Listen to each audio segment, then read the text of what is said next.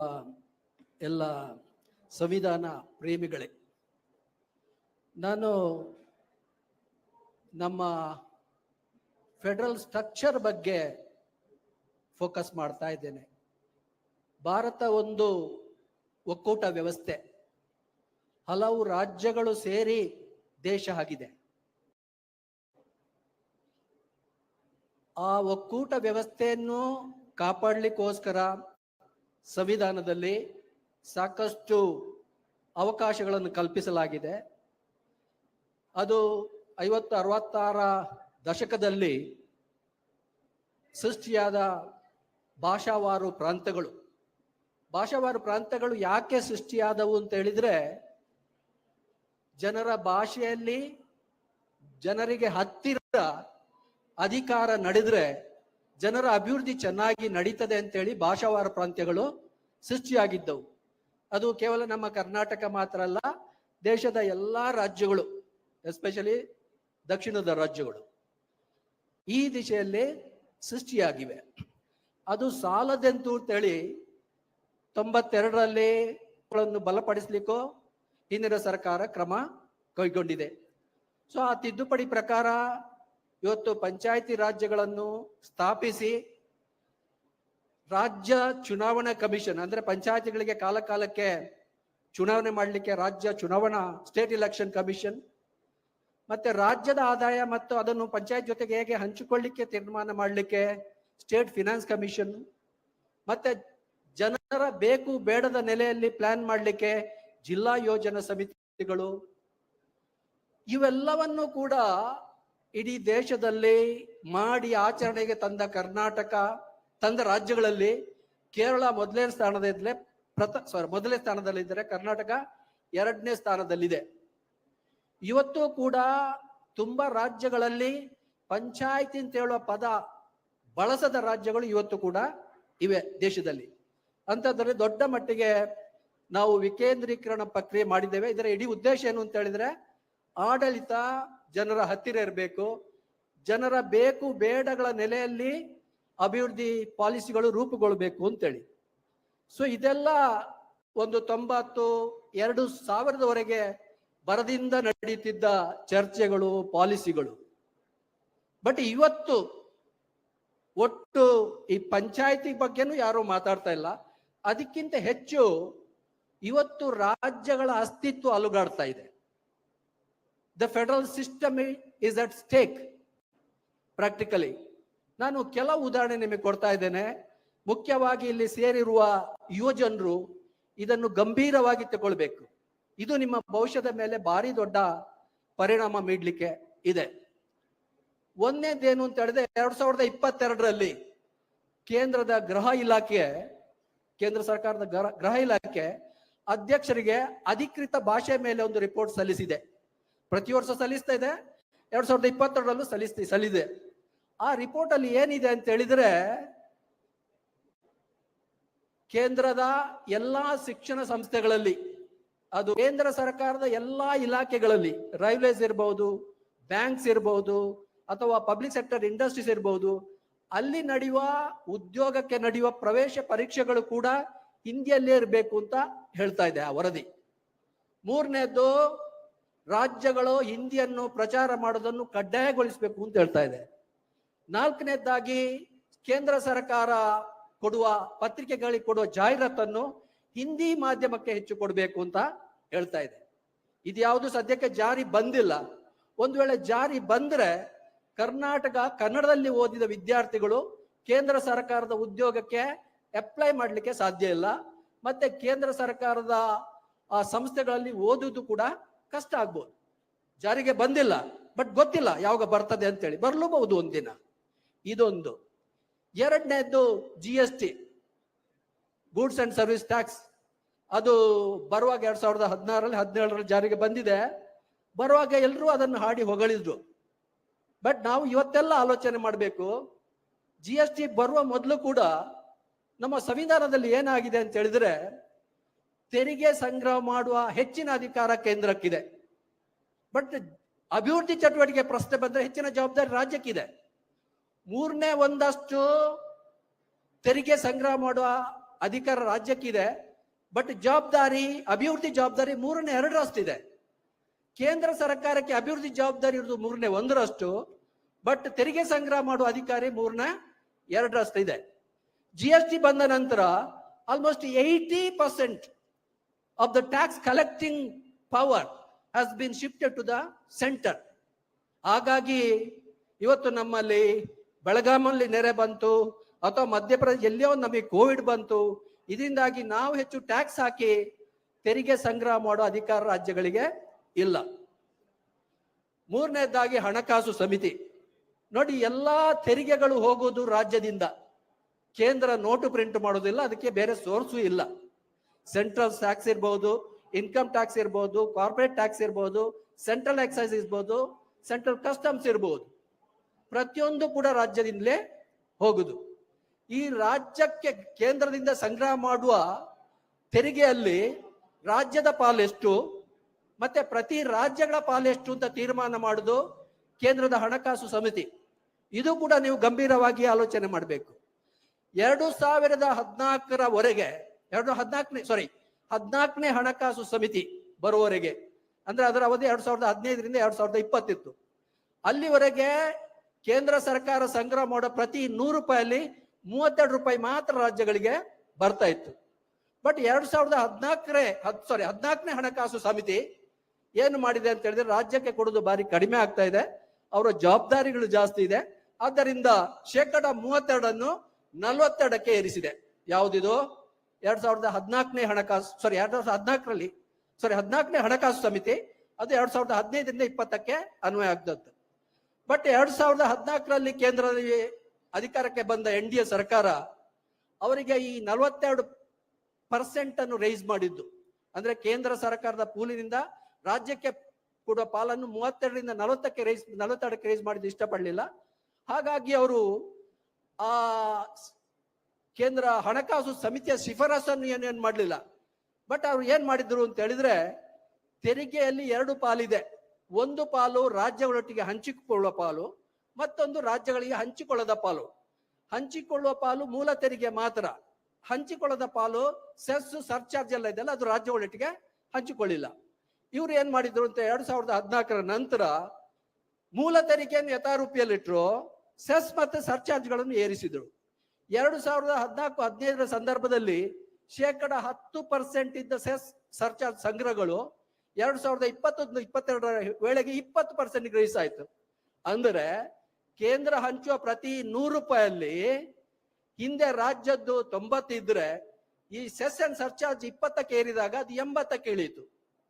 ಪ್ರತಿ 100 ರೂಪಾಯಲ್ಲಿ 80 ರೂಪಾಯಿನ ಮಾತ್ರ ರಾಜ್ಯಕ್ಕೆ ಹಂಚಿಕೊಳ್ಬೇಕು ಅಂತ ಆಯ್ತು.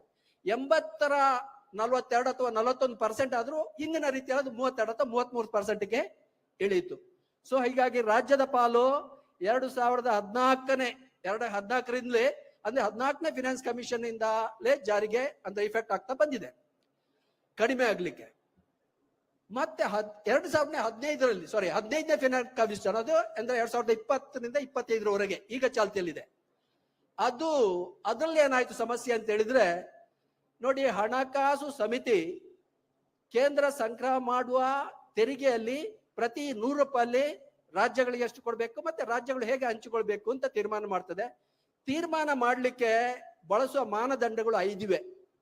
ಜನಸಂಖ್ಯೆ ಇದೆ, ಅವರ ಹಿಂದುಳಿದಿಕೆಯ ರೇಟ್ ಆಫ್ ಬ್ಯಾಕ್ವರ್ಡ್ನೆಸ್ ಇದೆ, ವಿಸ್ತೀರ್ಣ ಇದೆ, ಟ್ಯಾಕ್ಸ್ ಕಲೆಕ್ಷನ್ ಪರ್ಫಾರ್ಮೆನ್ಸ್ ಇದೆ, ಪಾಪ್ಯುಲೇಷನ್ ಕಂಟ್ರೋಲ್ ಪರ್ಫಾರ್ಮೆನ್ಸ್, ಇದೆಲ್ಲ ಇದೆ. ಬಟ್ ಅದರಲ್ಲಿ ಬಹುತೇಕ ಮಾನದಂಡಗಳು ಜನಸಂಖ್ಯೆ ಮೇಲೆ ನಿಂತಿದೆ.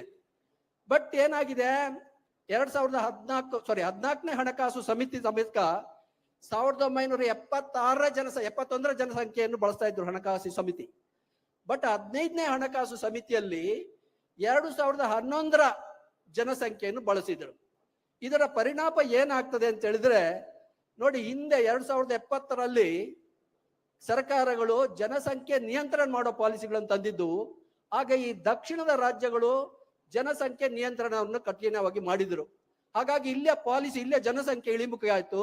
ಉತ್ತರ ರಾಜ್ಯಗಳು ಇದು ಯಾವುದನ್ನು ಅನುಷ್ಠಾನ ಮಾಡಲಿಲ್ಲ, ಅವರ ಜನಸಂಖ್ಯೆ ಏರಿತು. ಹೀಗಾಗಿ ಏನಾಯ್ತು ಅಂತ ಹೇಳಿದ್ರೆ, ಅವರ ಪಾಲು ಈ ಕೇಂದ್ರದ ತೆರಿಗೆಯಲ್ಲಿ ಅವರ ಪಾಲು ಹೆಚ್ಚುತ್ತಾ ಹೋಯ್ತು. ದಕ್ಷಿಣದ ರಾಜ್ಯಗಳು ಇನ್ಕ್ಲೂಡಿಂಗ್ ಕರ್ನಾಟಕ ನಮ್ಮ ಪಾಲು ಕಡಿಮೆ ಆಗ್ತಾ ಬಂತು. ಹೀಗಾಗಿ ಇವತ್ತು ಯಾವ ಸ್ಥಿತಿ ಇದೆ ಅಂತ ಹೇಳಿದ್ರೆ 2014ರಲ್ಲಿ ಕೇಂದ್ರದ ಪೂಲಲ್ಲಿ ಪ್ರತಿ ₹4.65 ಬಂದ್ರೆ 75 ಬಂದ್ರೆ ಇವತ್ತು 15ನೇ ಹಣಕಾಸಲ್ಲಿ ಇವತ್ತು ನಮಗೆ ₹3.65 ಬರ್ತದೆ. ಅಂದ್ರೆ ಪ್ರತಿ ₹100 ₹1 ಕಡಿಮೆ ಆಗ್ತದೆ. ಇದರ ಒಟ್ಟು ಇಂಪ್ಯಾಕ್ಟ್ ಏನಾಗಿದೆ ಅಂತ ಹೇಳಿದ್ರೆ ನಮ್ಮ ರಾಜ್ಯದಿಂದ ಕನಿಷ್ಠ 4 ಲಕ್ಷ ಕೋಟಿಗಿಂತ ಹೆಚ್ಚು ತೆರಿಗೆ ಕೇಂದ್ರಕ್ಕೆ ಹೋಗ್ತಾ ಇದೆ. ಬಟ್ ಅದರಿಂದ ನಮಗೆ ಪ್ರತಿ ವರ್ಷ 52 ಸಾವಿರ ಕೋಟಿ ಮಾತ್ರ ಹಿಂದಕ್ಕೆ ಬರ್ತಾ ಇದೆ. ಅಂದ್ರೆ ಇಷ್ಟು ದೊಡ್ಡ ಮಟ್ಟಿಗೆ ನಮಗೆ ತೆರಿಗೆಗಳು ಬರೋದ್ರಿಂದ ಒಂದು ಕಡೆಗೆ ನಾವೆಲ್ಲ ತೆರಿಗೆ ಕಟ್ತಾ ಇದ್ದೇವೆ, ಆದರೆ ಅದರೊಟ್ಟಿಗೆ ನಮ್ಮ ಅಭಿವೃದ್ಧಿಗೆ ಸಾಲ ಮಾಡುವ ಸ್ಥಿತಿ ನಿರ್ಮಾಣ ಆಗಿದೆ. ಸೊ ಇದೆಲ್ಲ ಏನಾಗ್ತಾ ಇದೆ ಅಂತ ಹೇಳಿದ್ರೆ ಇಡೀ ನಮ್ಮ ಫೆಡರಲ್ ಸ್ಟ್ರಕ್ಚರ್ ಒಕ್ಕೂಟ ವ್ಯವಸ್ಥೆ ಮೇಲೆ ಬೇರೆ ಬೇರೆ ಅಭಿವೃದ್ಧಿ ನೀತಿಗಳ ಮೇಲೆ ದೊಡ್ಡ ಹೊಡೆತ ಬರ್ತಾ ಇದೆ.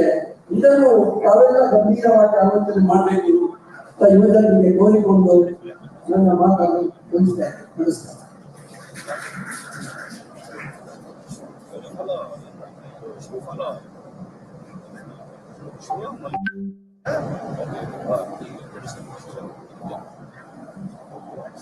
ಎಲ್ಲರೂ ನಮಸ್ಕಾರ. ಹಿರಿಯರಾದ ಪ್ರೊಫೆಸರ್ ಚಂದ್ರಶೇಖರ್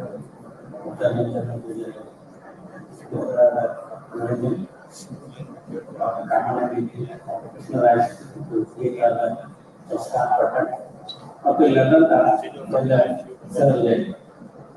ಮತ್ತು ಇವತ್ತು ನಾವು ಸಂವಿಧಾನದ 75ನೇ ವರ್ಷಾಚರಣೆ ಸಂದರ್ಭದಲ್ಲಿ ಕರ್ನಾಟಕದ ಅಭಿವೃದ್ಧಿಯ ಆಯಾಮಗಳನ್ನು ಹೇಳುವಷ್ಟು ಸಮಯ ಕೂಡ ಆಯಾಮಗಳ ಕುರಿತಾಗಿ ನಾವು ಮಾತಾಡುವುದು ಸೂಕ್ತ. ಕರ್ನಾಟಕ ನಮ್ಮ ದೇಶದಲ್ಲಿರುವುದು ಅತ್ಯಂತ ಪ್ರಗತಿಪರ ರಾಜ್ಯ. ವಿಕೇಂದ್ರೀಕರಣ ಬಗ್ಗೆ ಯೋಚನೆ ಮಾಡಿ ಅಥವಾ ಇನ್ಕ್ಲೂಸಿವ್ ಫಿಲಾಸಫಿ ಇರ್ಬೋದು, ಸೋಷಿಯಲ್ ಜಸ್ಟಿಸ್ ಇರ್ಬೋದು, ಎಲ್ಲರನ್ನ ಒಳಗೊಂಡು ತೆಗೆದುಕೊಂಡು ಹೋಗುವಂತಹ ಒಂದು ಪ್ಯಾರಾಡೈಮ್ ಇರ್ಬೋದು. ಅದಲ್ಲದೆ ಕೋಆಪರೇಟಿವ್ ಫೆಡರಲಿಸಂ ಏನು ಪೂಜೆ ಹೇಳಿದ್ರು ಅದನ್ನು ಇರ್ಬೋದು, ಅಥವಾ ಫಿಸ್ಕಲ್ ಡಿಸಿಪ್ಲಿನ್ ಇರ್ಬೋದು, ಅದನ್ನು ಕರ್ನಾಟಕ ತುಂಬಾ ಮಹತ್ತರವಾದಂತಹ ಮುಂಚೂಣಿ ದೇಶಗಳನ್ನ ಇದ್ದುದನ್ನ ನಾವು ಕಾಣ್ತೀವಿ. ಅದ್ರ ಜೊತೆಗೆ ವಲಯಗಳು ಕೂಡ ಕೃಷಿ ವಲಯ, ಔದ್ಯೋಗಿಕ ವಲಯ, ಸೇವಾ ವಲಯ, ಮುಖ್ಯವಾಗಿ IT ಸೆಕ್ಟರ್ ಅಲ್ಲಿಯೂ ಕೂಡ ಸಾಕಷ್ಟು ಮಹತ್ತರವಾದಂತಹ ಕಾರ್ಯಕ್ರಮ ಹೊಂದಿಕೊಂಡು ಕರ್ನಾಟಕ ಒಂದು ಪ್ರಗತಿಪರ ರಾಜ್ಯ, ಅದರ ಪ್ರಗತಿಯ ವೇಗ ತುಂಬಾ ತ್ವರಿತವಾಗಿರುವುದನ್ನ ನಾವು ಕಾಣ್ತೀವಿ. ಈ ಸಂದರ್ಭದಲ್ಲಿ ನಾನು ತಮ್ಮ ಮುಂದೆ ಒಂದು ಬಹಳ ಸಣ್ಣ ವಿಚಾರವನ್ನ ಇಲ್ಲಿಗೆ ಬಯಸ್ತೇನೆ. ಅದು ಏನು ಅಂತಂದ್ರೆ, ನಮ್ಮಲ್ಲಿ ಈ ಕೃಷಿ ವಲಯದಲ್ಲಿ ಮುಖ್ಯವಾಗಿ ಭೂಮಿ ಒಡೆತನದ ಅಸಮಾನತೆ ಹೇಗಿದೆ ಮತ್ತು ಅದರ ಪರಿಣಾಮ ಏನಾಗಿದೆ ಮತ್ತು ಮುಂದೆ ನಾವು ಅದಕ್ಕೆ ಏನು ಕ್ರಮ ಕೈಗೊಂಡ್ರೆ ಸ್ವಲ್ಪ ಕೃಷಿಕರ ಪರಿಸ್ಥಿತಿ ಸುಧಾರಿಸಬಹುದು ಅನ್ನೋದನ್ನ ಸ್ವಲ್ಪ ಈ ಅನುಸೂಚಿತ ಜಾತಿ, ಅನುಸೂಚಿತ ಪಂಗಡ ಮತ್ತು ಹಿಂದುಳಿದ ವರ್ಗಗಳಿಗೆ ಅನ್ವಯವಾಗುವಂತೆ ನಾನು ಮಾತಾಡ್ತೀನಿ. ಯಾಕಂದ್ರೆ ನಾವು 75ನೇ ವರ್ಷಾಚರಣೆ ಸಂದರ್ಭದಲ್ಲಿ ಇದನ್ನು ಸ್ವಲ್ಪ ಗಮನಕ್ಕೆ ತೆಗೆದುಕೊಳ್ಳುವ ಸೂಕ್ತ ಅಂತ ಭಾವಿಸಿದ್ದೀವಿ. ಇಲ್ಲಿ ಕಾರ್ಯಕರ್ತರಿದ್ದೀವಿ, ಯುವಕರಿದ್ದೀವಿ, ಮತ್ತೆ ಹಲವಾರು ಅಕಾಡೆಮಿಷಿಯನ್ಸ್ ಎಲ್ಲ ಇದ್ದೀವಿ. ಸೊ ಈ ಕಾರಣ ವಿಚಾರ ಮಾಡೋದು ತಪ್ಪು ಅಲ್ಲ ಅಂತ ಅನ್ನೋದು ನನ್ನ ಭಾವನೆ. ಜಮೀನು ಎಲ್ಲರಿಗೂ ಬೇಕಾದಂತಹ ಒಂದು ಆಸ್ತಿ. ಮುಖ್ಯವಾಗಿ ಅದು ಒಂದು ಮಹತ್ತರವಾದಂತಹ ಉತ್ಪಾದನಾ ಅಂಗ. ಅದು ನಮಗೆ ಬೇಕಾದಂತಹ ಸಾಲ ಸೌಲಭ್ಯ ಇರ್ಬೋದು ಅಥವಾ ಇನ್ನುಳಿದಂತಹ ಸೌಕರ್ಯಗಳಿರ್ಬೋದು. ಮೇನ್ ಆಗಿ ಅದು ನಮಗೆ ಒಂದು ಆದಾಯ ಭದ್ರತೆಯನ್ನು ಕೊಡ್ತಕ್ಕಂತಹ ಒಂದು ಸಾಧನ. ಅಷ್ಟೇ ಅಲ್ಲ, ಒಂದು ಕುಟುಂಬ ರಿಸ್ಕ್ ಅನ್ನ ತೆಗೆದುಕೊಳ್ಳುವಂತಹ ಒಂದು ಶಕ್ತಿಯನ್ನ ಆ ಭೂಮಿಯ ಒಡೆತ ಟೈಟಲ್ ಏನಾದ್ರು ಅವರಿಗೆ ನಮ್ಮ ದೇಶದಲ್ಲಿ ಭೂಮಿಯ ಒಡೆತನ ಒಂದು ಆರ್ಥಿಕ ಸಾಮಾಜಿಕ ಸ್ಥಾನಮಾನದ ಒಂದು ಸಂಕೇತ. ಈ ದೃಷ್ಟಿಯಲ್ಲಿ ಭೂಮಿಯ ಒಡೆತನ ನಮ್ಮಲ್ಲಿ ಹೇಗೆ ಸಾಯುತ್ತದೆ, ಸತ್ಯ ಹೇಗಿದೆ ಅನ್ನೋದನ್ನ ಬಹಳ ಸ್ವಲ್ಪದಲ್ಲಿ ನಾನು ಹೇಳಲಿಕ್ಕೆ ಇಷ್ಟಪಡ್ತೀನಿ. ಇನ್ನೊಂದು ವಿಷಯವನ್ನ ನಾನು ಹೇಳ್ಬೇಕಂತಂದ್ರೆ, ಈ ಭೂಮಿ ಅದೇನಾದ್ರೂ ನಗರ ಪ್ರದೇಶದಲ್ಲಿದ್ರೆ ಆ ಕುಟುಂಬದ ಔನ್ನತ್ಯ ಇನ್ನೂ ಹೆಚ್ಚಾಗ್ತದೆ ಅನ್ನುವಂಥದ್ದು ನಮಗೆಲ್ಲ ಗೊತ್ತಿದ್ದಂತ ವಿಷಯ. ಈ ಸಂದರ್ಭದಲ್ಲಿ ಭೂಮಿಯ ಒಡೆತನವನ್ನ ನಾವು ಗಮನಿಸಿದಾಗ ಪರಂಪರಾಗತವಾಗಿ ಈ ನಾವೇನು ಪರಿಶಿಷ್ಟ ಜಾತಿ, ಪರಿಶಿಷ್ಟ ಪಂಗಡ ಮತ್ತು ಹಿಂದುಳಿದ ವರ್ಗದ ಕರಿತೀವಿ, ಅವರಿಗೆ ಭೂಮಿಯ ಒಡೆತನದ ಹಕ್ಕು ಇದ್ದಿರಲೇ ಇಲ್ಲ. ಪರಿಶಿಷ್ಟ ಜಾತಿಗಳವರಿಗೆ ಅವರು ಒಟ್ಟಾರೆ ಭೂರಹಿತರಾಗಿದ್ದು, ಪರಿಶಿಷ್ಟ ಪಂಗಡದವರು ಅವರ ಅತ್ಯಂತ ಕಡಿಮೆ ಗುಣಮಟ್ಟದ ಭೂಮಿಯನ್ನು ಹೊಂದಿದವರಾಗಿದ್ದು, ಹಿಂದುಳಿದ ವರ್ಗದವರು ಅವರು ರೈತರಾಗಿದ್ದರು ಆದ್ರೆ ಭೂಮಿ ಒಡೆದಿದ್ದಿಲ್ಲ, ಕುಶಲಕರ್ಮಿಗಳಾಗಿದ್ದು ಅವರು ಕೂಡ ಭೂಮಿ ಒಡೆದಿದ್ದಿಲ್ಲ. ಈ ಭೂಮಿ ಒಡೆದಿದ್ದು ಕೇವಲ ಕೆಲವು ಜನರ ಸ್ವತ್ತು ಮಾತ್ರ. 2015-16 ನಾವು ಕೃಷಿ ಗಣತಿಯನ್ನ ಒಂದು ಅಂಕೆ ಸುಮಾರು 5% ಹೆಚ್ಚು ರೈತರು 32% ಜಮೀನನ್ನ ಅವರು ನಿರ್ವಹಿಸ್ತಾರೆ. ಅಂದ್ರೆ 5% ರೈತರು 32% ಕೃಷಿ ಜಮೀನನ್ನ ಹೊಂದಿದ್ದಾರೆ ಅನ್ನುವಂಥ ಒಂದು ವಿಷಯವನ್ನ ನಾನು ಇಲ್ಲಿ ಹೇಳಕ್ಕೆ ಇಷ್ಟಪಡ್ತೀನಿ. ಅಷ್ಟೇ ಅಲ್ಲ, ಇನ್ನು ನಾವು ಈ ಸಾಮಾಜಿಕ ವರ್ಗವಾರು ನೋಡಿದಾಗ ಎಸ್ಸಿ ಕುಟುಂಬಗಳಲ್ಲಿ ಕೇವಲ 9.5% ಜನ ಮಾತ್ರ ಭೂಮಿಯನ್ನು ಹೊಂದಿದ್ದಾರೆ. ಎಸ್ಟಿ ಜನರಲ್ಲಿ ಸುಮಾರು 14.6% ಅಷ್ಟು ಜನರು ಭೂಮಿಯನ್ನು ಹೊಂದಿದ್ದಾರೆ. ಇತರೆ ಹಿಂದುಳಿದ ವರ್ಗದಲ್ಲಿ ಸುಮಾರು 32%. ಈಗ ತುಂಬಾ ಕೆಳಮಟ್ಟಕ್ಕೆ ಹೋಗಿದೆ. ನಾವು ಏನೇನೋ ಘೋಷಣೆ ಮಾಡಿದೀವಿ, ನಾವು ರೈತರ ಆದಾಯವನ್ನು ಹೆಚ್ಚು ಮಾಡ್ತೀವಿ, ದುಪ್ಪಟ್ಟು ಮಾಡ್ತೀವಿ ಅಂತೆಲ್ಲ ಮಾತಾಡಿದ್ರೆ ಅಂಕಿ ಸಂಖ್ಯೆಯನ್ನು ಗಮನಿಸಿದ್ರೆ ರೈತರ ಆದಾಯ ಕಡಿಮೆ ಆಗಿದ್ದನ್ನು ನಾವು ಗಮನಿಸ್ತೀವಿ. ಮುಖ್ಯವಾಗಿ ನಾವೇನು ಈಗ ನಿಮ್ನ ವರ್ಗದವರನ್ನು ಕರಿತೀವಿ, ಆ ಜನರು ಕೃಷಿ ಭೂಮಿ ಇಲ್ಲದೆ ಇದ್ದವರು ಕೃಷಿ ಕಾರ್ಮಿಕರಾಗಿ ಕೆಲಸ ಮಾಡ್ತಾರೆ, ಇಲ್ಲಾಂದ್ರೆ ಬೇರೆ ಕಡೆಗೆ ವಲಸೆ ಹೋಗ್ತಾರೆ. ಅವರ ಆದಾಯ ಇನ್ನೂ ನಿಕೃಷ್ಟವಾಗಿರ್ಲಿಕ್ಕೆ ಸಾಧ್ಯ. ನಿಕೃಷ್ಟವಾಗಿದೆ, ಸಾಧ್ಯ ಅಲ್ಲ, ನಿಕೃಷ್ಟವಾಗಿದೆ ಅನ್ನುವಂಥದ್ದನ್ನು ನಾವು ಗಮನಿಸಬೇಕು. ಸೊ ಭೂಮಿ ಒಡೆತನಕ್ಕೂ ಕೃಷಿ ಆದಾಯಕ್ಕೂ ತುಂಬಾ ಸಾಮ್ಯ, ಬಹಳ ನೇರವಾದಂಥ ಸಂಬಂಧ ಇದೆ ಅನ್ನುವಂಥದ್ದನ್ನ ನಾನು ಇಲ್ಲಿ ತಮ್ಮ ಮುಂದೆ ಹೇಳಲಿಕ್ಕೆ ಇಷ್ಟಪಡ್ತೀನಿ. ಆಮೇಲೆ ಭೂಮಿ ಒಡೆತನ ಹೊಂದಿದಂತಹ ಕುಟುಂಬಗಳು ಯಾವ ತೆರನಾದ ಭೂಮಿಯನ್ನು ಹೊಂದಿದೆ ಅನ್ನುವಂಥ ವಿಚಾರವೂ ಕೂಡ ಇಲ್ಲಿ ತುಂಬಾ ಮುಖ್ಯವಾದದ್ದು. ಈಗ ನಾವು ಸರಾಸರಿ ಹಿಡುವಳಿ ಗಾತ್ರ ನೋಡಿದರೆ ಎಸ್ಸಿ ಕುಟುಂಬಗಳದ್ದು ಕೇವಲ ಅರ್ಧ ಹೆಕ್ಟೇರ್ ಮಾತ್ರ, 0.52 ಹೆಕ್ಟೇರ್. ಇತರೆ ವರ್ಗದವರದು 1.05 ಹೆಕ್ಟೇರ್. ಅಂದ್ರೆ ಇತರೆ ವರ್ಗಗಳಿಗಿಂತ ಅರ್ಧ ಸರಾಸರಿ ಗಾತ್ರವನ್ನ ಈ ಹಿಂದುಳಿದ ಪರಿಶಿಷ್ಟ ಜಾತಿ ಉಳುಮೆ ಮಾಡ್ತಾರೆ ಅನ್ನುವಂಥದ್ದು. ಆಮೇಲೆ 2 ಹೆಕ್ಟೇರ್ಗಿಂತ ಹೆಚ್ಚು ಭೂಮಿಯನ್ನ ಹೊಂದಿದ ಕುಟುಂಬಗಳ ಶೇಕಡಾವಾರು ಪ್ರಮಾಣ ತಗೊಂಡಾಗ ಎಸ್ಸಿಗಳಲ್ಲಿ ಅದು ಕೇವಲ 6%. ಅಂದ್ರೆ ಕೇವಲ 6% ಎಸ್ಸಿ ಕುಟುಂಬಗಳು ಯಾರು ಭೂಮಿಯನ್ನು ಹೊಂದಿದ್ರು ಅವರು 2 ಹೆಕ್ಟೇರ್ಗಿಂತ ಹೆಚ್ಚಿನ ಭೂಮಿಯನ್ನು ಹೊಂದಿದ್ದಾರೆ. ಅದೇ ರೀತಿ ಅದು ಎಸ್ಟಿ ಕುಟುಂಬಗಳಿಗೆ ಶೇಕಡ 10% ಆದ್ರೆ ಹಿಂದುಳಿದ ವರ್ಗದವರೆಗೆ ಅದು 12%. ಇತರೆ ವರ್ಗದಲ್ಲಿ ಅಂದ್ರೆ ಮುಂದುವರಿದ ವರ್ಗಗಳಲ್ಲಿ ಅದು ಸುಮಾರು 16%. ಅಂದ್ರೆ ಅವರಿಗೆ ಹೋಲಿಸಿದ ಹಾಗೆ ಈ ಎಸ್ಸಿ ಎಸ್ಟಿಗಳು ಮತ್ತು ಒಬಿಸಿಗಳಲ್ಲಿ ಭೂಮಿಯ ಒಡೆತನ ಕಡಿಮೆ ಇರೋದು ಅಷ್ಟೇ ಅಲ್ಲ, ಅವರು ಸಾಗುವಳಿ ಮಾಡ್ತಿರುವಂತಹ ಭೂಮಿಯ ಪ್ರಮಾಣ ತುಂಬಾ ಕಡಿಮೆ. ಇದನ್ನು ನಾವು ಆದಾಯವಾಗಿ ಪರಿವರ್ತಿಸಿದಾಗ ಎಸ್ಸಿ ಕುಟುಂಬಗಳ ಕೃಷಿಕರ ಆದಾಯ ಇತರೆ ವರ್ಗದವರ ಅಂದ್ರೆ ಮುಂದುವರೆದ ವರ್ಗದವರಕ್ಕಿಂತ 1/3 ಇದ್ರೆ, ಅಂದ್ರೆ ಅವರು ಒಂದು 100 ರೂಪಾಯಿ ಗಳಿಸ್ತಾ ಇದ್ರೆ ಎಸ್ಸಿ ಕುಟುಂಬಗಳು ಕೇವಲ 33 ರೂಪಾಯಿ ಗಳಿಸ್ತಾರೆ. ಎಸ್ಟಿ ಕುಟುಂಬಗಳು ಅವರ ಅರ್ಧ, ಅವ್ರು 100 ಆದ್ರೆ ಕೇವಲ 50. ಮತ್ತೆ ಇತರೆ ಹಿಂದುಳಿದ ವರ್ಗದವರು 2/3 ಆದಾಯವನ್ನ ಗಳಿಸ್ತಾರೆ ಅನ್ನುವಂಥದ್ದು. ಅಂದ್ರೆ ಈ ಆದಾಯ ಅಸಮಾನತೆ ಕೂಡ ಸಾಕಷ್ಟು ಹೆಚ್ಚು ಬೆಳೆಯುತ್ತಿರೋದನ್ನು ನಾವು ನೋಡಬಹುದು. ಆದಾಯ ಅಸಮಾನತೆ ಇರೋದಷ್ಟೇ ಅಲ್ಲ, ಅದು ಇನ್ನೂ ಹೆಚ್ಚು ಆಗ್ತಾ ಇದೆ. ಅಷ್ಟೇ ಅಲ್ಲ, ನಾವು ಭೂ ಸುಧಾರಣೆಗಳ ಮೂಲಕ ಕರ್ನಾಟಕ ಅದರಲ್ಲಿ ಕೂಡ ಮುಂಚೂಣಿಯನ್ನು ಹಾಡಿತ್ತು. ಅಫ್ಕೋರ್ಸ್ ಪಶ್ಚಿಮ ಬಂಗಾಳ, ಕೇರಳಗಳ ಹೋಲಿಸಿದಾಗ ನಮ್ಮ ಸಾಧನೆ ಅಷ್ಟು ಮಹತ್ತರವಾಗಿಲ್ಲದಿದ್ರೂ ಕೂಡ ಕರ್ನಾಟಕ ಹಲವಾರು ಪ್ರಗತಿಪರ ಕಾರ್ಯಗಳನ್ನ ಅದರಲ್ಲಿ ಕೂಡ ಕೈಗೊಂಡಿತ್ತು. ಈ ಭೂ ಸುಧಾರಣೆಗಳ ಆದ ಮೇಲೆ ಸಾಕಷ್ಟು ಜಮೀನನ್ನ ಮರು ಹಂಚಿಕೆ ಮಾಡಲಾಯಿತು. ಆದ್ರೆ ಆ ಮರು ಹಂಚಿಕೆ ಮಾಡಿದ ಜಮೀನಿನ ಪ್ರಮಾಣ ಕೂಡ ತುಂಬಾ ಕಡಿಮೆ. ನಾವು ಎಷ್ಟು ಹೆಚ್ಚುವರಿಂದ ಘೋಷಣೆ ಮಾಡಿದೆವೋ ಅದರ ಕೇವಲ 12.9% ಮಾತ್ರ ವಶಪಡಿಸಿಕೊಂಡಿವಿ. ಆಮೇಲೆ ಆ ಇಡೀ ಜಮೀನನ್ನು ಅವರು ನಮ್ಮ ಮರು ಹಂಚಿಕೆ ಮಾಡಲಿಲ್ಲ ಭೂ ರೈತರಿಗೆ. ಅದರಲ್ಲಿ ಮತ್ತೆ ಕೇವಲ ಏನು ವಶಪಡಿಸಿಕೊಂಡಿದ್ದೀವಿ ಅದರಲ್ಲಿ ಕೇವಲ 56% ಮಾತ್ರ ನಾವು ಮರು ಹಂಚಿಕೆ ಮಾಡಿದ್ದೀವಿ. ಅಷ್ಟೇ ಅಲ್ಲ, ಪ್ರತಿ ವರ್ಷ ಏನ್ ಮರು ಹಂಚಿಕೆ ಮಾಡ್ತಾ ಇದ್ದೀವಿ ಅಥವಾ ವಶಪಡಿಸಿಕೊಳ್ತಾ ಇದ್ದೀವಿ ಅದರ ಪ್ರಮಾಣ ಕಡಿಮೆ ಆಗ್ತಾ ಇದೆ. ಅಂದ್ರೆ ಭೂಮಿ ಮಹತ್ತರವಾದಂತಹ ಒಂದು ಉತ್ಪಾದನಾಂಗ, ಅದು ಎಲ್ರಿಗೂ ಬೇಕು, ಮುಖ್ಯವಾಗಿ ಬಡ ಜನರಿಗೆ ಅದರ ಒಂದು ಆಸರೆ ಬೇಕು ಅಂತ ನಾವು ಅನ್ಕೊಂಡಾಗ, ನಾವು ಭೂ ಸುಧಾರಣೆಗಳನ್ನ ಅವರ ಸ್ಥಿತಿಗತಿಯನ್ನು ಸುಧಾರಿಸಲಿಕ್ಕೆ ನಾವು ತಂದಾಗ ಅದರ ಅನುಷ್ಠಾನ ಎಲ್ಲೋ ಒಂದು ಕಡೆ ನಮ್ಮ ಸಂವಿಧಾನ ಆಶಯಗಳಿಗೆ ವಿರುದ್ಧವಾಗಿ ಹೋಗ್ತಾ ಅನ್ನೋ ಮಾತನ್ನ ನಾವು ಇಲ್ಲಿ ಗಮನಿಸಬೇಕಾಗ್ತದೆ. ಅಷ್ಟೇ ಅಲ್ಲ, ಮರು ಹಂಚಿಕೆ ಮಾಡಿದಂಥ ಭೂಮಿಯ ಪ್ರಮಾಣ, ಸರಾಸರಿ ಪ್ರಮಾಣ ಕೂಡ ತುಂಬಾ ಕಡಿಮೆ ಇರುವುದನ್ನ ಅಂಕಿಅಂಶಗಳು ಹೇಳ್ತವೆ. 2018-19 ನಮ್ಮ ರಾಷ್ಟ್ರೀಯ ನ್ಯಾಷನಲ್ ಸ್ಟ್ಯಾಟಿಸ್ಟಿಕಲ್ ಆರ್ಗನೈಸೇಷನ್ ಅವರು ಸಿಚುವೇಶನ್ ಅಸೆಸ್ಮೆಂಟ್ ಆಫ್ ಫಾರ್ಮಿಂಗ್ ಅನ್ನುವಂತಹ ಒಂದು ವರದಿಯನ್ನು ತರ್ತಾರೆ. ಅದರ ಅನುಸಾರ ಸರಾಸರಿ ಕೃಷಿ ಕುಟುಂಬದ ಆದಾಯ ಕೇವಲ 13,342 ರೂಪಾಯಿ ಪ್ರತಿ ತಿಂಗಳಿಗೆ. ಇದರಲ್ಲಿ 50% ಬೆಳೆಗಳಿಂದ ಬಂದ್ರೆ, ಕ್ರಾಪ್ ಕಲ್ಟಿವೇಶನ್, ಬೆಳೆ ಬೇಸಾಯದಿಂದ ಬಂದ್ರೆ, ಇನ್ನು 34% ಕೃಷಿ ಕಾರ್ಮಿಕ ವಲಯದಿಂದ ಬರ್ತದೆ. ಅಂದ್ರೆ ನಮ್ಮ ರೈತರು ಕೃಷಿ ಕ್ರಾಪ್ ಕಲ್ಟಿವೇಶನ್ ಅಲ್ದೇನೆ, ಬೇಸಾಯ ಮಾಡೋಲ್ದೇನೆ ಹೆಚ್ಚು ಕೃಷಿ ಕಾರ್ಮಿಕ ಕೆಲಸದಲ್ಲಿ ಅವರು ಭಾಗಿಯಾಗಿದ್ದಾರೆ ಅನ್ನೋದನ್ನು ನಾವು ಗಮನಿಸ್ತೀವಿ.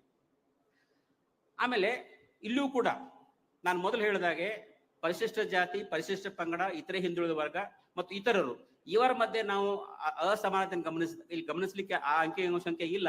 ಆದ್ರೆ ಇಲ್ಲಿ ಗಾತ್ರದ ಹಿಡುವಳಿಯ ಗಾತ್ರವಾರು ಅಂಕಿ ಸಂಖ್ಯೆ ಇದೆ. ಅಂದ್ರೆ ಸಣ್ಣ ಮತ್ತು ಏನು ಅತಿ ಸಣ್ಣ ರೈತರಿದ್ದಾರೆ, ಅವರ ಆದಾಯಕ್ಕೂ ದೊಡ್ಡ ರೈತರ ಆದಾಯಕ್ಕೂ ಸುಮಾರು 45 ಪಟ್ಟು ವ್ಯತ್ಯಾಸ ಇದೆ. ದೊಡ್ಡ ರೈತರು ಏನು ಗಳಿಸ್ತಾರೆ ಅದರ 45 ಪಟ್ಟು ಕಡಿಮೆ ಈ ಸಣ್ಣ ರೈತರು ಮತ್ತು ಅತಿ ಸಣ್ಣ ರೈತರು ಗಳಿಸ್ತಾರೆ. ಈ ಸಣ್ಣ ರೈತರು ಮತ್ತು ಅತಿ ಸಣ್ಣ ರೈತರು ಈ ಸಾಮಾಜಿಕ ಟ್ರಾನ್ಸಿಷನ್ ಏನಾಗಿದೆ, ಅದರ ಪರಿವರ್ತನೆ ಏನಾಗಿದೆ, ಅದರ ಪರಿಣಾಮವಾಗಿ ಈ ನಿಮ್ನ ವರ್ಗದಲ್ಲಿ ಇರುವಂತವ್ರು ಹೆಚ್ಚು. ಅಂದ್ರೆ ಕೃಷಿಯಿಂದ ಏನು ಆದಾಯ ಬರ್ತದೆ ಅದು ಕಡಿಮೆ ಇರೋದು ಅಷ್ಟೇ ಅಲ್ಲ, ಇವರು ಇನ್ನೂ ಕಡಿಮೆ ಆದಾಯವನ್ನ ಪಡ್ಕೊಳ್ಳುವಂತಹ ಒಂದು ವಿಷಯ ಇದೆ. ಇದಿಷ್ಟು ನಮ್ಮ ಕೃಷಿ ಜಮೀನಿಂದ. ಆದ್ರೆ ಮೊದಲಿಗೆ ನಾವು ಸುಮಾರು ಈಗ ಒಂದು ಈ ನ್ಯೂ ಲಿಬರಲ್ ಪಾಲಿಸೀಸ್ ಏನು ನವ ಸಂಪ್ರದಾಯ, ನವ ಉದಾರವಾದಿ ನೀತಿಗಳೇನು ಬಂದು ಅದಕ್ಕಿಂತ ಮೊದಲು ಸಾಕಷ್ಟು ಭೂಮಿ ಕಾಮನ್ ಲ್ಯಾಂಡ್ ಆಗಿತ್ತು, ಅದು ಸಾಮಾನ್ಯ ಆಸ್ತಿಯಾಗಿತ್ತು. ಅಲ್ಲಿ ಯಾರು ಒಡೆತ ಅದು ಸಾಮಾನ್ಯ ಜಮೀನಿತ್ತು, ಪಂಚಾಯತಿಗೆ ಸೇರಿದ್ದು ಅಥವಾ ಸರ್ಕಾರಕ್ಕೆ ಸೇರಿದ್ದು, ಅದನ್ನ ಎಲ್ಲರೂ ಬಳಸ್ತಿದ್ರು. ಮುಖ್ಯವಾಗಿ ಅದ್ರ ಮೇಲೆ ನಡೆದಂತ ಸಂಶೋಧನೆಗಳು ಏನ್ ಹೇಳ್ತವೆ ಅಂತಂದ್ರೆ, ಆ ಕಾಮನ್ ಲ್ಯಾಂಡ್ ರಿಸೋರ್ಸಸ್ ನಿಂದ ಬಂದಂತ ಆದಾಯದಿಂದ ಈ ಕೆಳವರ್ಗದ ಜನರ ಆದಾಯ ಎಷ್ಟೋ ಮಟ್ಟಿಗೆ ಏರುತ್ತಿತ್ತು. ಈಗಲೂ ಕೂಡ ಆ 2018-19 ಸರ್ವೆ ಪ್ರಕಾರ ಈ ಕಾಮನ್ ಲ್ಯಾಂಡ್ ರಿಸೋರ್ಸಸ್ ನಿಂದ ಸಿಗುವಂತ ಆದಾಯದ ಪ್ರಮಾಣ ಸುಮಾರು 13%. ಆದ್ರೆ ನಾವು ಇತ್ತಿತ್ತಲಾಗಿ ನೋಡಿದಾಗ ಆ ಕಾಮನ್ ಲ್ಯಾಂಡ್ ಕೂಡ ತುಂಬಾ ಕಡಿಮೆ ಆಗ್ತದೆ. ಅದು ಗೋಮಾಳ ಇರಬಹುದು, ಹಳ್ಳಿಯ ಅರಣ್ಯ ಪ್ರದೇಶ ಆಗಿರ್ಬೋದು, ಅಥವಾ ಸೋಷಿಯಲ್ ಫಾರೆಸ್ಟ್ ಆಗಿರ್ಬೋದು, ಅಥವಾ ಸಣ್ಣ ಕಾಡು ಇರ್ಬೋದು. ಆ ಪ್ರದೇಶ ಕಡಿಮೆ ಆಗ್ತಾ ಇರೋದ್ರಿಂದ ಅಲ್ಲಿ ರೈತರ ಒಂದು ಅಥವಾ ಜನರ ಒಂದು ಅವಲಂಬನೆ ಕಡಿಮೆ ಆಗಿ ಅವರಿಗೆ ಸಂಕಷ್ಟ ಆಗ್ತಿದೆ ಅನ್ನುವಂಥ ಮಾತು. ಇದು ಯಾಕೆ ಕಡಿಮೆ ಆಯ್ತು ಅಂದ್ರೆ, ಮುಖ್ಯವಾಗಿ ಸರ್ಕಾರ ಸಾಕಷ್ಟು ಜಮೀನನ್ನ ವಶಪಡಿಸ್ಕೊಂತು, ಅದನ್ನ ತನ್ನ ಕಾರ್ಯಕ್ರಮ, ತನ್ನ ಪ್ರಾಜೆಕ್ಟ್ಗಳಿಗೆ ಬಳಸ್ಕೊಂತು. ಇದು ಒಂದನೇದ್ದು. ಆಮೇಲೆ ಎರಡನೇದ್ದು, ಸಾಕಷ್ಟು ಜನರು ಅದನ್ನ ಎನ್ಕ್ರೋಚ್ ಮಾಡಿದ್ರು. ಇದು ಸರ್ಕಾರ ಕೇಳೋದ್ರ ಎನ್ಕ್ರೋಚ್ ಮಾಡಿದ್ರು. ಆಮೇಲೆ ಅಕ್ರಮ ಸಕ್ರಮ ಅಂತ ಅದನ್ನ ಪ್ರೈವೇಟೈಸ್ ಮಾಡಿದ್ರು. ಆಮೇಲೆ ಎಲ್ಲೋ ಒಂದು ಕಡೆಗೆ ಈ ಹಿಂದುಳಿದ ಜನರಿಗೆ ಅದರ ಮೇಲೆ ಅಧಿಕಾರನೇ ಹೊರಟೋಯ್ತು. ಈಗ ನಾವು ಎನ್ಕ್ಲೋಜರ್ ಮೂವ್ಮೆಂಟ್ ಅಂತ ಇಂಗ್ಲೆಂಡ್ ಅಲ್ಲಿ 16ನೇ ಶತಮಾನ ನಡೆಯಿತು. ಆ ರೀತಿ ಎನ್ಕ್ಲೋಜ್ ಮೂವ್ಮೆಂಟ್ ನಮ್ಮಲ್ಲಿ ನಡೆದಿದೆ. ಈತ ಸಾಮಾನ್ಯ ಆಸ್ತಿಗಳನ್ನ ವಶಪಡಿಸ್ಕೊಳ್ಳೋದು, ಅದಕ್ಕೆ ಬೇಲಿ ಹಾಕೋದು. ಮೊದಲು ಒಂದು ಕೆರೆ ಇದ್ರೆ, ಒಂದು ಕಾಡಿದ್ರೆ ಅದಕ್ಕೆ ಜನರಿಗೆ ಸಿಗ್ತಿತ್ತು. ಬಟ್ ಈಗ ಅದು ಸಿಗುವಂತ ಪ್ರಶ್ನೆನೇ ಇಲ್ಲ. ಸೊ ಹೀಗೆ ಇದ್ದಾಗ ನಾವು ಏನ್ ಮಾಡಬಹುದು ಅಂತಂದಾಗ, ಮೊದಲಿಗೆ ಸರ್ಕಾರ ಈ ಹೆಚ್ಚುವರಿ ಭೂಮಿನ ಏನು ಘೋಷಿಸಿದೆ ಅದನ್ನ ಮುಂದುವರಿಸಬೇಕಲ್ದೇನೆ ಆದಷ್ಟು ಆ ಜಮೀನಿನ ಅಭಿವೃದ್ಧಿಗೆ ಸಹಾಯ ಸಹಕಾರ ಕೊಡಬೇಕು. ಎರಡನೇದ್ದು, ಈ ದೊಡ್ಡ ಸಂಸ್ಥೆಗಳೇನಿದೆ ಅವುಗಳಿಗೆ ಜಮೀನನ್ನ, ಹೆಚ್ಚು ಜಮೀನನ್ನ ಕೊಡೋದನ್ನ ಅದಕ್ಕೆ ಒಂದು ಮಿತಿ ಹೇರಬೇಕು, ಅದನ್ನ ಮಾಡಬೇಕು. ಮೂರನೇದ್ದು, ಈ ಮರು ಹಂಚಿಕೆಗೆ ಇನ್ನೂ ಹೊಸ ನೀತಿಯನ್ನು ಸರ್ಕಾರ ಕೈಗೊಳ್ಳಬೇಕು. ಅಷ್ಟೇ ಅಲ್ಲ, ಈ ಸಾಮಾನ್ಯ ಜಮೀನು ಏನಿದೆ, ಬಡ ಜನರು ಉಪಯೋಗ ಮಾಡೋ ಸಾಮಾನ್ಯ ಜಮೀನು, ಅದನ್ನ ರಕ್ಷಿಸಿ ಅಭಿವೃದ್ಧಿ ಪಡಿಸಲಿಕ್ಕೆ ಸರ್ಕಾರ ಕ್ರಮ ಕೈಗೊಳ್ಳಬೇಕು. ಇಷ್ಟು ವಿಷಯ ಹೇಳಿ ನನ್ನ ಮಾತನ್ನು ಮುಗಿಸ್ತೇನೆ. ಸಮಯಕ್ಕಾಗಿ ಧನ್ಯವಾದಗಳು.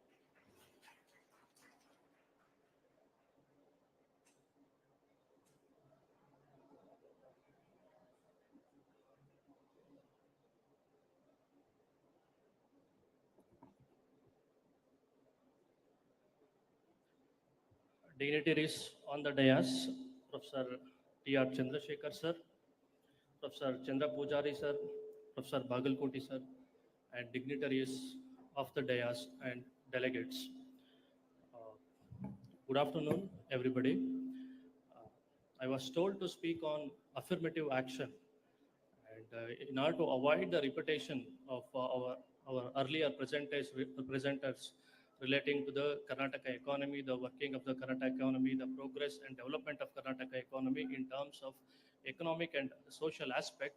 So I'm going to deviate a little bit to the affirmative action policies in Karnataka, especially focusing to the affirmative action in the ethical sense by giving an incident during 1931 economic census, and also relating to the affirmative action policy in the US and in India relating to the constitutional provisions relating to affirmative action policies. First and foremost, we know that uh, in terms of affirmative action policy in terms of ethical sense, what I personally believe is that respecting each community and class for the work as well as for its diversity. So this can be, if you look into the 1931 census report, especially relating to the census report of Assam, then census superintendent named C.S. Mullan, he says that he believed that the word depressed classes is not suitable to describe the status of a class or a community. So for that reason, he invented a term called exterior castes.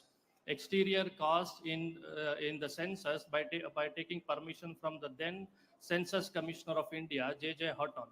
So J.J. Hutton, in the final census report of 1931, if you look into the appendix, he gave a justification why C.S. Mullan has used the word exterior caste. So he says that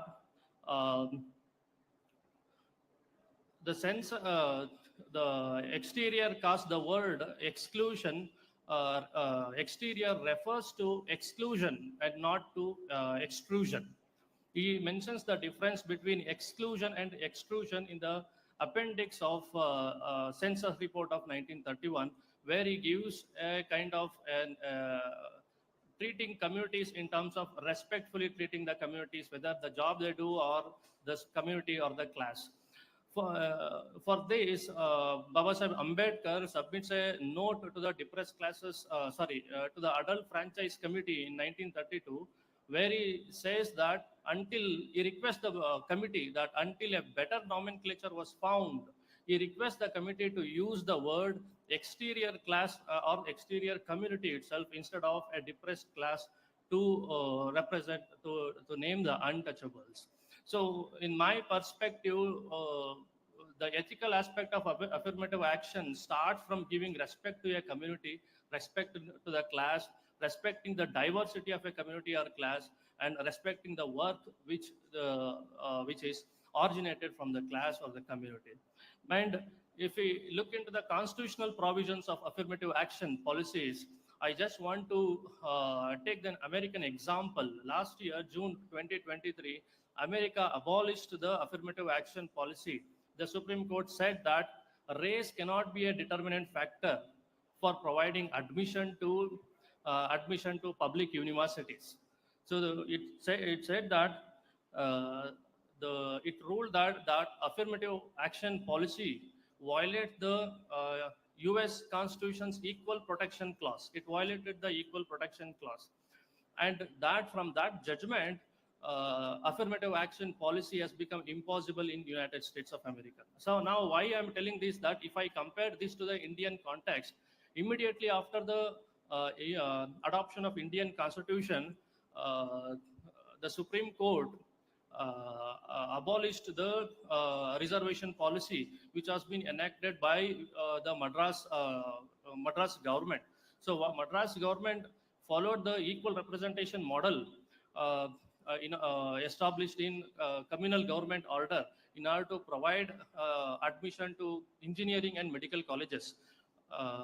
Then in 1951, Dorai Rajan and Srinivasan petitioned the High Court of Madras, stating that this violates the Article 29(2), Article 29(2), and in relating to public employment also, another person called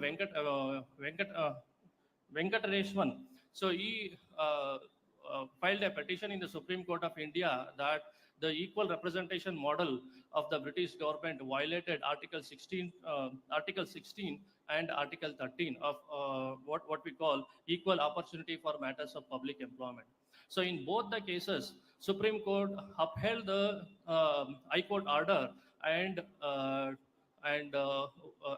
what we say that it stopped the reservation policy implemented by the Madras government, the then Madras government.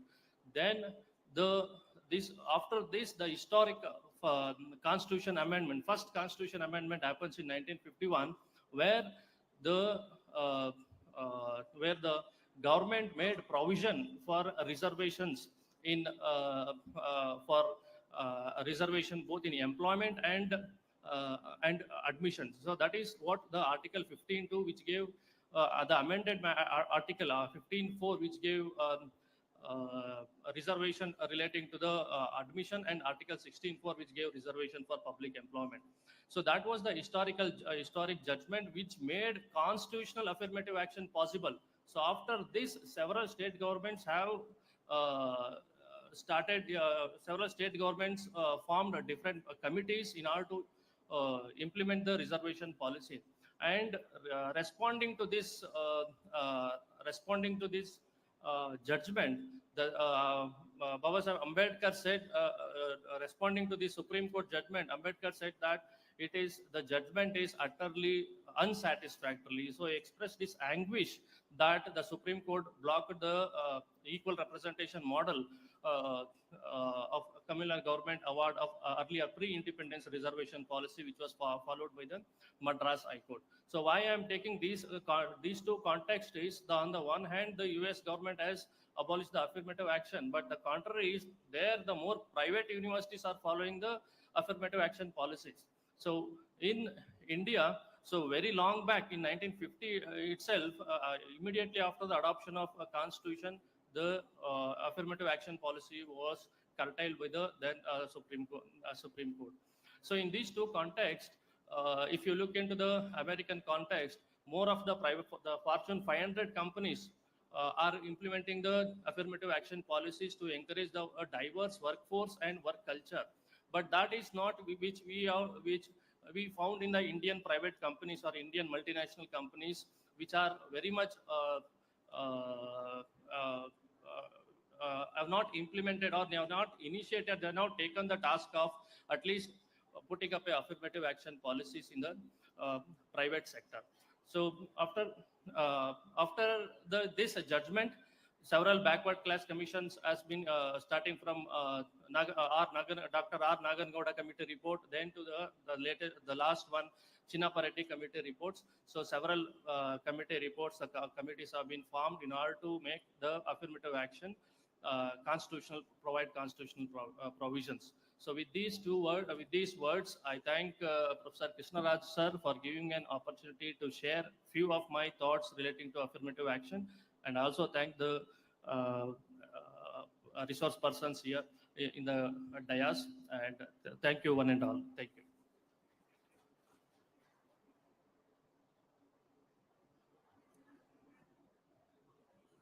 ಕೊಟ್ಟಂತ ಸಮಯ ಮುಗಿಲಿಕ್ಕೆ ಬಂದಿದೆ, 5 ನಿಮಿಷ ಮಾತ್ರ ಇದೆ.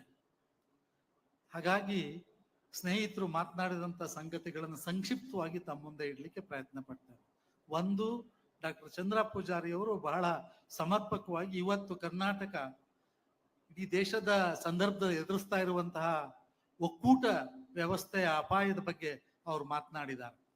ಎಷ್ಟು ಈ ಒಕ್ಕೂಟ ವ್ಯವಸ್ಥೆಯನ್ನ ವಿಧ್ವಂಸಗೊಳಿಸಲಾಗ್ತಾ ಇದೆ ಅಂತ ಹೇಳಿದ್ರೆ, ನಿಮಗೆ ಇತ್ತೀಚೆಗೆ ಒಕ್ಕೂಟ ಸರ್ಕಾರ ದೇಶಾದ್ಯಂತ ಭಾರತ್ ಬ್ರ್ಯಾಂಡ್ ಅಕ್ಕಿಯನ್ನ ಮಾರಾಟ ಮಾಡ್ತಾ ಇದೆ, ಚಿಲ್ಲರೆ ಮಾರಾಟವನ್ನ.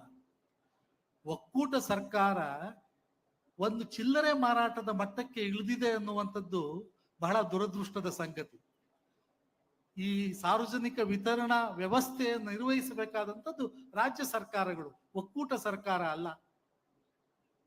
ಕೇವಲ ಅತ್ಯಂತ ಸೀಮಿತವಾದಂಥ ರಾಜಕೀಯ ಉದ್ದೇಶಗಳಿಗಾಗಿ ಈ ರೀತಿ ಒಕ್ಕೂಟ ಸೂತ್ರಗಳನ್ನು ಅವರು ಹಾಳು ಮಾಡಲಾಗ್ತಾ ಇದೆ. ಇದನ್ನು ನಾವು ಬಹಳ ಮುಖ್ಯವಾಗಿ ಗಮನಿಸಬೇಕು. ಬಾಗಲಕೋಟೆಯವರು ಮಾತನಾಡ್ತಾ ಕೃಷಿಗೆ ಸಂಬಂಧಪಟ್ಟಂತ ಮತ್ತು ಕೃಷಿಯ ವರ್ಗ ಸ್ವರೂಪವನ್ನು ಕುರಿತಂತೆ, ಭೂ ಮಾಲೀಕತ್ವಕ್ಕೆ ಸಂಬಂಧಪಟ್ಟಂತ ಅಸಮಾನತೆಗೆ ಸಂಬಂಧಪಟ್ಟ ಹಾಗೆ ಮಾತನಾಡಿದ್ದಾರೆ. ಮತ್ತು ನಿರಂಜನ್ರವರು ಅಖಿಲ ಭಾರತ ಮಟ್ಟದ ಸಂಗತಿಗಳನ್ನು ತೆಗೆದುಕೊಂಡು ಕರ್ನಾಟಕಕ್ಕೆ ಸಂಬಂಧಪಟ್ಟ ಹಾಗೆ ಹೇಗೆ ಸಕಾರಾತ್ಮಕ ತಾರತಮ್ಯ ನೀತಿಯನ್ನ ಅನೇಕ ಸಮಿತಿಗಳ ಮೂಲಕ ಕರ್ನಾಟಕ ರಕ್ಷಣೆ ಮಾಡಿಕೊಂಡು ಬರ್ತಾ ಇದೆ ಅನ್ನೋ ಮಾತನ್ನು ಹೇಳಿದ್ದಾರೆ. ಸೊ ಕೊನೆಯದಾಗಿ ಈ ಒಂದು ಗೋಷ್ಠಿಯನ್ನ ಏರ್ಪಡಿಸಲಿಕ್ಕೆ ಸಹಾಯ ಮಾಡಿದಂತಹ ಕೃಷ್ಣರಾಜರವರಿಗೆ ಮತ್ತು ಈ ಸಭೆಯಲ್ಲಿ ಭಾಗವಹಿಸಿದ ತಮ್ಮೆಲ್ಲರಿಗೂ ಕೂಡ ನಾನು ನಮ್ಮ ಸ್ನೇಹಿತರ ಪರವಾಗಿ ವಂದನೆಗಳನ್ನು ಸಲ್ಲಿಸ್ತೇನೆ. ಮತ್ತು ಒಂದು ಸಂಗತಿಯನ್ನು ನಾವು ನೆನಪಿನಲ್ಲಿ ಇಟ್ಕೋಬೇಕು. ಈ ಇಡೀ ಸಮಾವೇಶದ ಶೀರ್ಷಿಕೆ ಸಂವಿಧಾನ ಮತ್ತು ರಾಷ್ಟ್ರೀಯ ಐಕ್ಯತೆ. ರಾಷ್ಟ್ರೀಯ ಐಕ್ಯತೆಗೂ ದೇಶದ ರಾಜ್ಯಗಳ ಅಭಿವೃದ್ಧಿಗೂ ಸಂಬಂಧ ಇದೆ. ರಾಜ್ಯಗಳ ಅಭಿವೃದ್ಧಿ ಉನ್ನತವಾದರೆ ಮಾತ್ರ ರಾಷ್ಟ್ರೀಯ ಐಕ್ಯತೆ, ರಾಷ್ಟ್ರೀಯ ಭದ್ರತೆ ಸಾಧ್ಯ ಅನ್ನೋದನ್ನ ನಾವು ಜ್ಞಾಪಕ ಇಟ್ಕೋಬೇಕು. ಮತ್ತು ರಾಷ್ಟ್ರೀಯ ಭದ್ರತೆ ಮತ್ತು ರಾಷ್ಟ್ರೀಯ ಸಮಗ್ರತೆ ಯಾವಾಗ ಸಾಧ್ಯ ಆಗುತ್ತೆ ಅಂದ್ರೆ ನಮ್ಮ ಸಂವಿಧಾನವನ್ನ ರಕ್ಷಣೆ ಮಾಡಿದ್ರೆ. ಇವತ್ತು ಸಂವಿಧಾನ ಅಪಾಯದಲ್ಲಿದೆ, ಅಸ್ತಿತ್ವ ಒಕ್ಕೂಟ ವ್ಯವಸ್ಥೆ ಅಪಾಯದಲ್ಲಿದೆ. ಹಾಗಾಗಿ ಇವುಗಳ ರಕ್ಷಣೆಯ ಜವಾಬ್ದಾರಿ ನಮ್ಮೆಲ್ಲರ ಮೇಲಿದೆ. ಆ ಒಂದು ಸಂದೇಶವನ್ನ ಈ ಸಮಾವೇಶ ನೀಡ್ತಾ ಇದೆ. ಹಾಗೆ ಅಂತೇಳಿ ಹೇಳಿ ಮತ್ತೊಮ್ಮೆ ತಮ್ಮೆಲ್ಲರಿಗೂ ವಂದಿಸಿ ನನ್ನ ಮಾತುಗಳನ್ನು ಮುಗಿಸ್ತೇನೆ. ಪ್ರಶ್ನೋತ್ತರಗಳನ್ನ ಪಡೆದುಕೋಬಹುದಾಗಿತ್ತು, ಆದ್ರೆ ಸಮಯ ಬಹಳ ಕಡಿಮೆ ಇರೋದ್ರಿಂದಾಗಿ ಪ್ರಶ್ನೆಗಳನ್ನು ತೆಗೆದುಕೊಳ್ಳಲಿಕ್ಕೆ ಸಾಧ್ಯ ಆಗಿಲ್ಲ. ಹಾಗಾಗಿ ತಮ್ಮ ಕ್ಷಮಾಪಣೆ ಕೇಳಿ ನನ್ನ ಮಾತುಗಳನ್ನು ಮುಗಿಸ್ತೇನೆ. ನಮಸ್ಕಾರ.